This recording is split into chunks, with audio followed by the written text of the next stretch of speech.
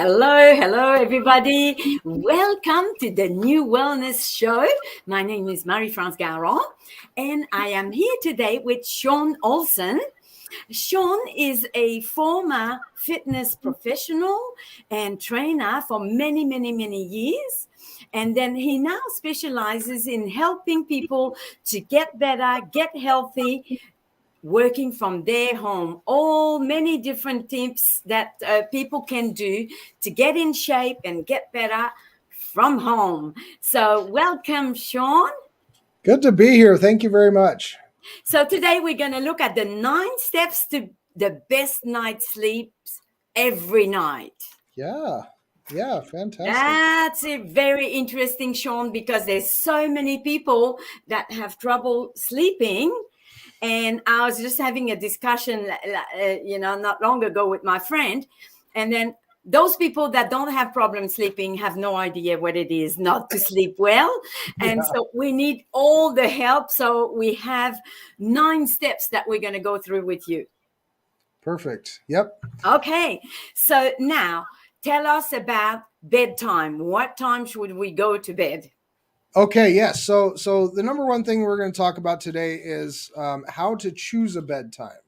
So before I jump into any of this, I just want to preface the reason that we're even talking about sleep right now is it's a major component and many times an overlooked component of being healthy, right? We spend a third of our life sleeping. That's how important it is for us to maximize that time, because think about the last time you didn't get a good night's sleep. Oh, Maybe. I can remember. It happens to me all the time. Sure. So I need your advice. Okay, so we'll go through these. But every time you don't have a good night's sleep, whether you don't get enough sleep or the quality isn't what you need it to for you to actually rest and recover, the next day you feel like garbage. Yeah. You feel like maybe you drank too much the next day and you got a severe hangover or something crazy, because your body needs that time off. It needs to be able to generate energy, repair damage, do a lot of different things. Okay, so number one, choosing a bedtime is super important because this sets you up for the next day. So the reason that we're going to look at a whole big structure around setting a bedtime is because of what it is that you have going on in your world. All right, so we're going to start on the following day, and you're going to look at what is the time that you actually need to start doing things. Okay, so we have a requirement usually is like, I've got to be to work by 8 o'clock. Okay, yeah. How much time does it take you to wake up and get ready and get to work? Maybe it's an hour. So now we're talking 7 o'clock. And if you don't do anything before 7 o'clock when you wake up, then that is your wake up time. Yeah. So we have to know when it is that we need to wake up before we set a bedtime. Because in order for sleep to be helpful, we have to get enough duration. Yeah. All right. So first off, we're going to talk, how long are you sleeping? So as adults, most people need between 6 and 9 hours. There's a range depending on your body function and sort of what you've accustomed yourself to. My grandma's crazy. She sleeps about 4 hours and swears she can't do more than that. But for the most part, most people need, 6 to 9 hours. Me, my number is 7. I know this because on the nights that I only get 6, I don't feel like I've gotten enough. If I get 8 or 9, I feel like I've slept too long, and then I'm even more tired. So 7 is my sweet spot. So I know if I've got to get up at 7 o'clock to be able to get to work by 8, then I need to be in bed by midnight. Yeah. Okay. So that's number one, is how to choose the bedtime is based on how much duration of sleep do you intend to get, and when is that wake up time. All right. So that's kind of point number one. And just another question on that one, Sean, Sure. because I heard many times that they say that it's the sleep that you get before midnight that's the best sleep as well. We hear that a lot as well. It's better to go to bed early and get up earlier, do you think? It depends on what it is that you do and how you operate. So, for example, I get up about 5:30. So I need to be to work by 7. So I get up at 5:30. So I have enough time, to brush my teeth, go to the bathroom, get dressed, um, take my vitamins, drink my water, and get dressed so I can also go for a walk for an hour. Mm-hmm. So Yeah. now, if you intend to do anything prior to going to work, then yes, I would highly recommend to get up earlier. Yeah. Okay. And even giving yourself a little bit less stress time, and we're not going to go too much into, how you operate your day. This is mostly about sleep, but being able to give yourself enough time where you're not waking up stressed, Mm. feeling like you got to jump out of bed and run real Run. fast. No. That's Yeah. that's Not good. unhelpful. But as far as the time that you go to sleep and the time that you wake up, um, there's different pros and cons around different sides of it, but for the most part, as long as you get into some of the other things that I'm going to talk about and the environment that you are in is Mm-hmm. correct, the Yeah. time frame is actually not as beneficial. Most of our internal awareness of time is based on circadian rhythms, based on our ability to see the sun. So they've done studies actually where they put people in caves underground and their bodies reset to more of about a 36-hour time clock where they were awake for 36 hours and they were asleep for more like 12 to 16 hours Oh. because they couldn't see the sun. So it's Mm. very, very important to just realize how much time you need to sleep based on what it is that you're doing as an activity during the day. Sure. Okay. Now, point number two here, we're going to talk about drinking water. We know how Okay. important it is to drink a lot of water, but Yes. maybe not before bedtime. Yeah, definitely. So I'm when it going to, comes to water, especially as we get older, now I'm approaching 40 this year, so oh, I can't say I'm old, but I'm getting older. How much liquid you have before you go to bed is something to pay attention to. Now we start this with little kids. We say, hey, don't drink a whole bunch of water before you go to bed because you're going to pee the bed. yeah, As yes. we get older, our bodies get really good with the muscle tension and being able to hold it. Now, your body can only hold it for so long, and then it will knock on your door and say, "Hey, I'm over here. I need, some pressure release," right? And it Oh, yeah, wakes yeah, you up. You wake up out of a dead sleep because you got to go pee. yeah. All right. Now, that's not the end of the world, but the less times that you have to go through the fall asleep and wake up process during that 7 hour period of sleep, the better quality of sleep you're going to have. So, the more interruptions we can get rid of, including having to get up to go to the bathroom in the middle of the night, we're going to improve that quality of sleep. So, my rule of thumb is to try and limit, okay, not like eliminate, but limit how much fluids you intake, especially water, Yeah. within 2 hours of going to bed. Oh, yeah. Okay. Okay. This allows, number one, enough time to prehydrate. So we can drink enough water where we're not going to bed and getting thirsty in the middle of the night because we haven't had any water. So you don't want to go to bed thirsty. You want to be hydrated. But in that 2 hour period, it also allows you to eliminate any excess. So if you've drank more water than what your body can absorb, then you're going to go to pee before you go to bed. Uh-huh. So that allows you to go to sleep hydrated, not have the excess water in your system, and extend that duration so that the quality of sleep is improved, not having to go pee. Makes sense. It makes sense. Now, to be in a dark place and quiet place, not your Mm, window near the train. Huh? The yeah. train goes every hour, let's say. It's not a good idea. Huh? Very No, disturbing. so yeah, so topic number three is to set yourself up in a quiet and a dark environment to eliminate unwanted stimulus. Now, we have five different senses. We all know what they are, so I'm not going to go through them. Yeah. But the two that I'm talking about is sight and sound. These are two big ones for us when we sleep. So, number one, it needs to be quiet.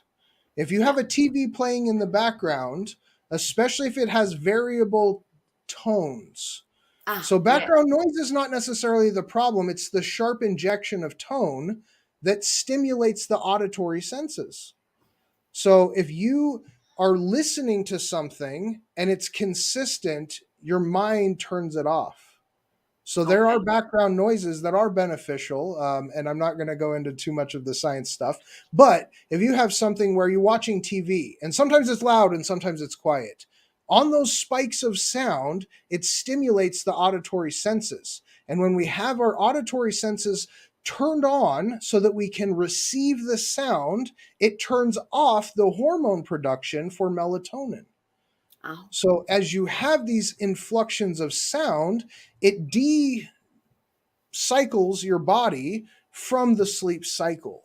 okay. So as you're going to sleep, if you're watching TV, for example, turn it down very, very, very low. Second, lower the brightness. Best is Oh, yeah. just to turn it off. But Mm, I'm saying there are people who have conditioned themselves to sleep with a TV on. Lower the brightness as much as possible and the sound. Okay, so the sound, we want to reduce the auditory sense. Same with the light. Now, people are like, well, why does it matter if I have a TV on and my eyes are closed? Even mm, your eyelids do not block light. So if you put your hands over your eyes and then open them up, even with your eyes closed, you can tell a difference of light.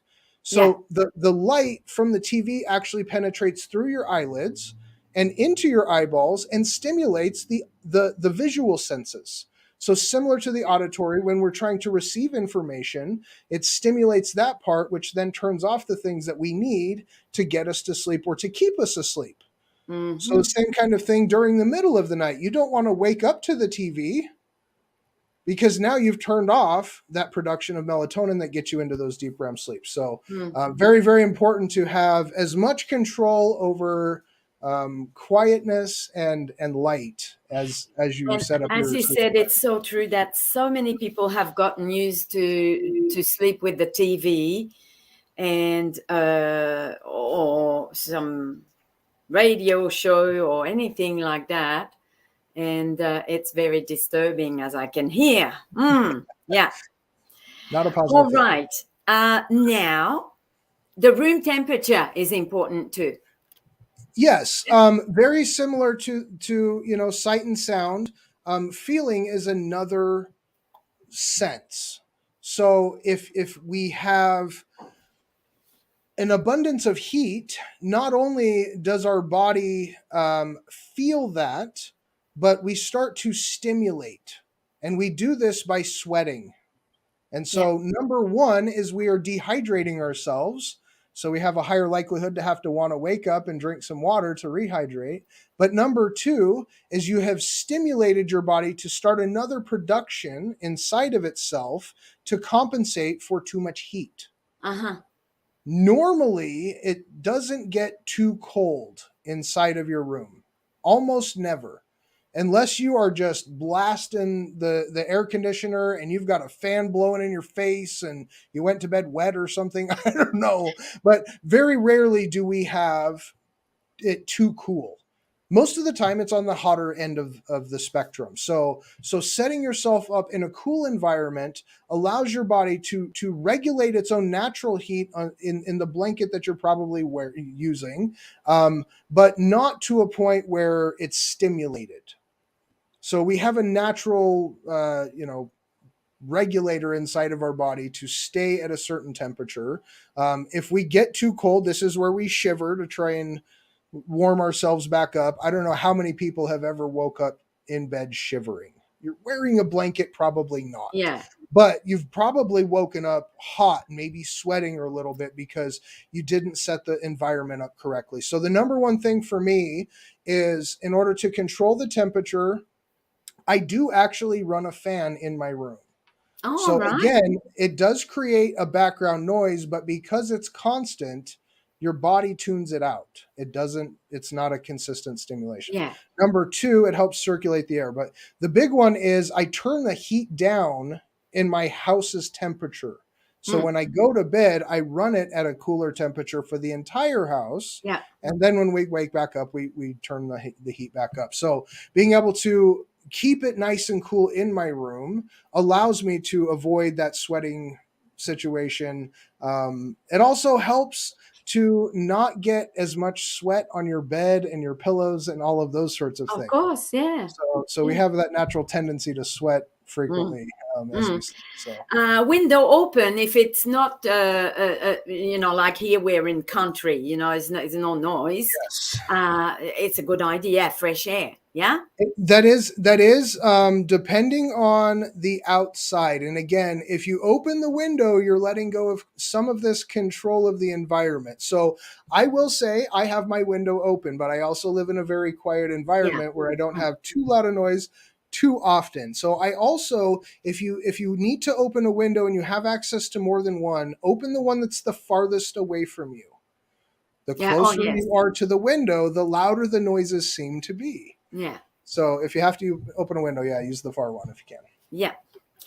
So the next point, Sean, is about how often should we wash our bed sheets? Oh, okay, yeah. When it comes to going to sleep, a lot of times we feel like all we're doing is laying down in the bed, we're sleeping there for a little while, and then we get back up. Like I don't get the sheets dirty by laying on them unless I went to bed really dirty or something weird. Hmm. But just like I've mentioned a number of times, is we We sweat. sweat. It's a Mm. very natural process. We also lose skin. We flake Uh-huh. off skin all the time. Yes. And so it's very important to wash your bedding very frequently, at least once per week.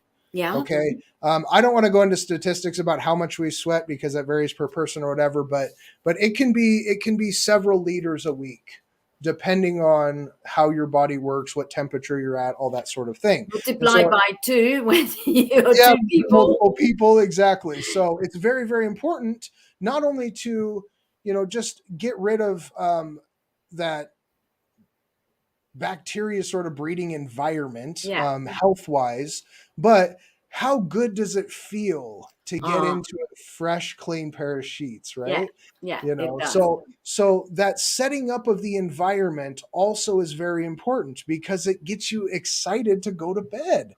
Oh, I just put new clean sheets on there and they're nice and crisp, and you feel good going to bed. So Definitely. Mm. lots of benefits, and Especially washing. when you can hang them out outside, which we can't do that here in the winter, but Sure. we really look forward to hang out our bed sheets outside on the line to get more sun on it, and because the sun is really good, to kill bacteria very Correct. much. Yeah. Even if you wash and warm water, hot water, whatever, but when you hang them out on the sun, it kills bacteria as well. Yeah. And it's like natural starch. They get that extra crispy and Uh-huh. yeah, Yeah. good Yeah. stuff. Yeah. Yeah. Yeah.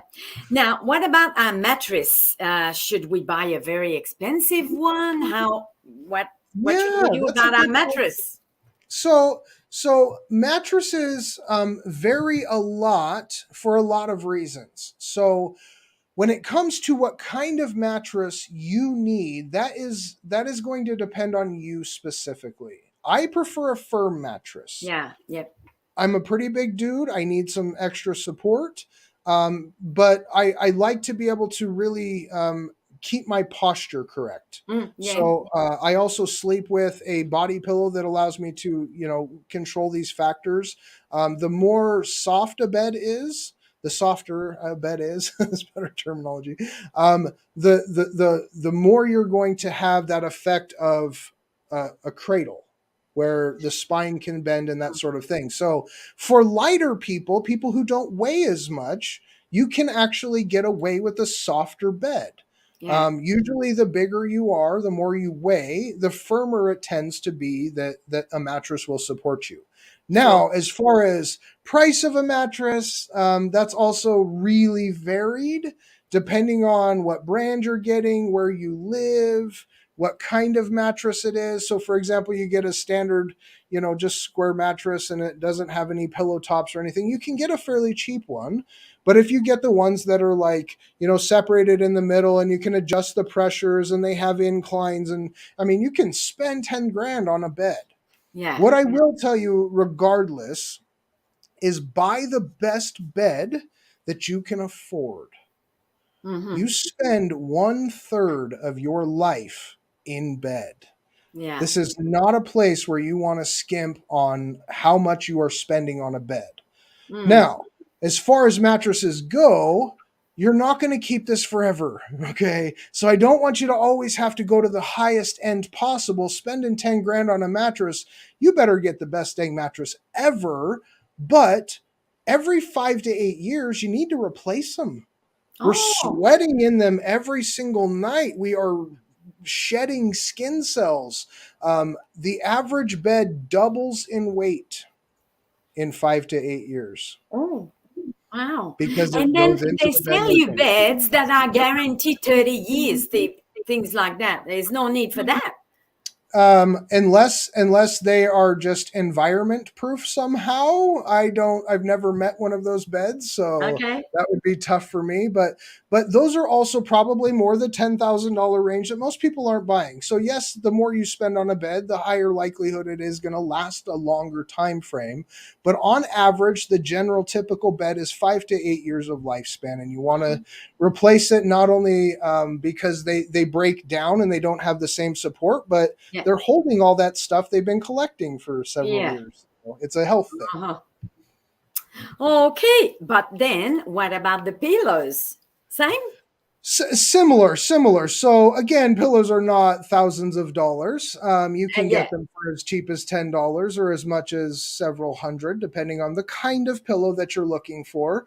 The pillow itself, sort of regardless of what kind you get, you want to replace them once or twice a year. So every 6 to 12 months, you want to get a new pillow. Same kind of thing. The materials break down, they absorb things. We want to recycle um, for health reasons. But the type of pillow that you get also varies a lot depending on a lot of factors. So for me, I have really wide shoulders. So I am a side sleeper as well. So when I sleep on my side, because my shoulders are so big, I'm farther away from the bed than somebody with smaller shoulders. Mm-hmm. So I need a bigger gusset, is what it's called on a pillow. It's where there's a top piece, a bottom piece, and there's like a ring around the middle kind of thing. So I buy specifically side sleeper pillows with an extra high gusset so that it allows my head to stay in proper alignment while Yeah. I sleep. Mm. Somebody who doesn't have the same size or maybe sleeps on their back or on their stomach or whatever it may be, you're going to adjust the type of pillow based on how it is that you need supported. Did you mention how often we change them? The pillows? Yeah, every 6 to 12 months, we want to make sure that they're made out of cotton and foam and whatever these materials are, and they break down. The average head weighs probably about 10 pounds, and so you lay something 10 pounds on a material every single night for several hours, and a lot of times you're rolling around. It's not Yeah, just and then you sweat a stationary. lot around your head as well. Right, and then you Yeah. add the moisture and all that kind of stuff. You're compressing the material, so it just Yeah. breaks down. Yeah. So, next question: if you do have to get up in the night to get a drink of water or to go to the bathroom, Sure. don't turn on the light. Just go in the dark. Yes, yeah. So Yeah. similar to the dark environment, a stimulation of light will automatically turn on your receptor senses. It's that functionality to receive the light and process it that our body naturally does. But in order to do that, is it turns off the sleep cycle, which is the melatonin production and all the other hormones and everything that way. So if you have to get up and either get a drink or go to the bathroom, if you need light, get a night light. I know it sounds silly, like it's only for children or whatever it may Oh be, yeah, a but little it's a, light that a stays on. little Just tiny very, one. yeah, yes. We, Yeah. we do We have that don't here. want you falling over the footbed and, hitting your head because you're trying to avoid the light. And maybe you're not blind and so you haven't felt all the walls and know how to manicure yourself through your, house in the dark. But avoid as much light exposure as you can in the middle of the night. So if I have to get up in the middle of the night, I kind of know where I'm going. And I do sort of like a peek. So I don't have a night light, but I have light that comes in through the bathroom that's in my Yeah, bedroom.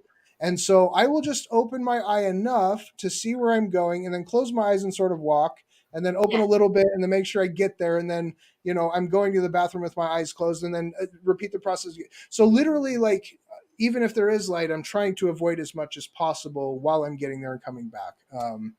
So yeah, as little light as possible is very, As very little as important possible. in, yeah, Yeah. triggering those natural cycles. Hmm. Now, we need to set an alarm, even if we don't have, if it's a Saturday or if we don't have a time, specific time that we must be at work or something. We should set an alarm still. Someone like I me. so I recommend it, okay? And I'm going to say this for a couple of reasons. Number one is we have internal alarms. So if you're very excited about something, you've got a big event, you're going on a plane And ride, wake up. somebody you haven't seen in a long time is coming to town, whatever it may be, you kind of set this internal alarm to wake up excited and do a thing. Okay? So if you have something that you are looking forward to, setting that alarm is also very important because you may be a little overstimulated the night before and not allowed yourself to get into that same restful cycle in the same amount of time. So, Yeah. number two is if you don't have something, we have the tendency to sleep in. It's Yeah. very easy on the weekend, at least for most people, you work 9 to 5, Monday through Friday, and then the weekend, we decide that I'm going to sleep in. And that's not that good of an idea most of the time. No. Okay. Your body doesn't need how much or change how much sleep it needs based on what day of the week it is. Hmm. So, in order to keep yourself in a healthy recuperative cycle that is consistent, the alarm on the weekend is also important so that you don't oversleep. Because remember, I mentioned earlier, if I sleep 8 or 9 hours, I actually feel more tired. Yeah. So you don't really benefit yourself in any way by trying to sleep in. What I will say is in this sake, it doesn't have to say the same time to wake up or go to sleep if you don't require something to be immediately started on the next day. So for example, you stay up late at night and you don't have anything, to go to bed in the morning. When you go to bed, just set an alarm that's 7 hours away from wherever you're going to sleep. Ah, So yes. it still creates the Yeah. same time frame and the need to get up. The other part of this is the nights when I don't set an alarm, I tend to wake up early because I'm aware that I don't have something that's going to wake me up specifically when I need to. So my body is trying to naturally guess. It doesn't Yeah. know what time it is unless I wake up to look at the clock. And now I Hmm. have opened my eyes, I've received information, my body is thinking about what's going on, and then I'm trying to go back to sleep because I'm an hour and a half early. And then I got to Yeah. start the process all over. Yeah. So it allows us to disconnect from the Yeah. process of having to naturally wake ourselves up. So if the alarm is set, because yeah, I'm like this as well. If I have something on or something exciting or somewhere to go, which I don't have all the time, then I wake up before to check what time is it now and what Yeah. time is it now. Oh, it's only 4. Okay, I have another 2 hours or Yeah. whatever. And so you wake up to check what time is it now. Yeah. So if you know you have your alarm, you don't have to do that. Right. Yep. It allows you to disconnect from that wake up requirement. Wow, so many great tips, Sean. Yeah. I think that it's going to help so many people, me first, because I need all that. Yes, Yes. definitely. So, is there anything else you would like to share, or how can people get hold of you? Because you have many different programs that you're running, and share with us a little bit about that, please. Sure, yes. So number one is a couple of extra tips around sleep is number one, um, also change your blankets. So a lot of times, we think of washing the bedding, we only wash the sheets and the pillows. Sheets, Also wash the blankets. of I've course. had Yeah, people ask me that question before, so I just want to make sure I throw that in. yeah. Number two is I actually also sleep with a body pillow.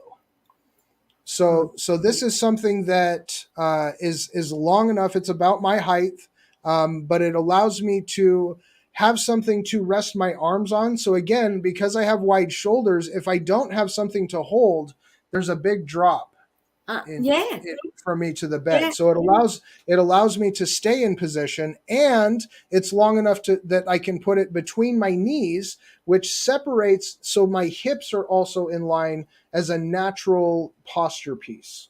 So again, making sure that you are in a position where you don't have to adjust because your body actually gets uncomfortable. So Mm. being able to maintain a position as long as possible is something that's helped me actually have better nights of sleep. So um, we can always, add more things to sleeping. There's uh, a lot of really deep stuff we can go into with sleep, but for the most part, it's a control of the environment. It's very much making sure that you're setting yourself up to succeed at sleeping. And Yes, that sounds really simple, but it takes a few awareness pieces and a proper coordination so that yes, you can get to that place. So as far as everything else that I do, sleep is one part of health, guys. You can have the best night of sleep, but if you just trash your body the rest of the day while you're awake, sleep is only going to do so much for you. mm, So a lot of what I teach people is how to pick apart these individual pieces that make up a healthy lifestyle.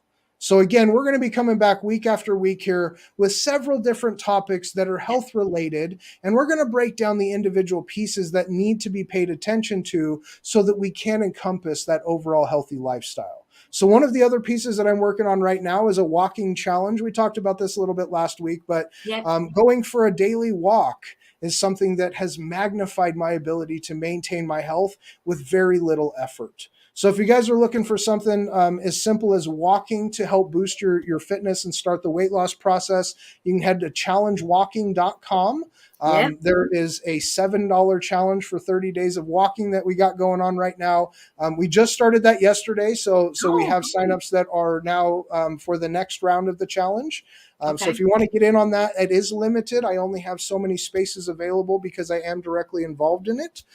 So that's a real simple way to start with a micro commitment. And then slowly add these other pieces. So as you guys are watching this and you keep coming back week after week, we're going to be adding to your little toolkit of knowledge Yep. about what are the pieces that I need for a simplistic maintenance of health. Because most of the time when we talk about health, people are in the rush mode.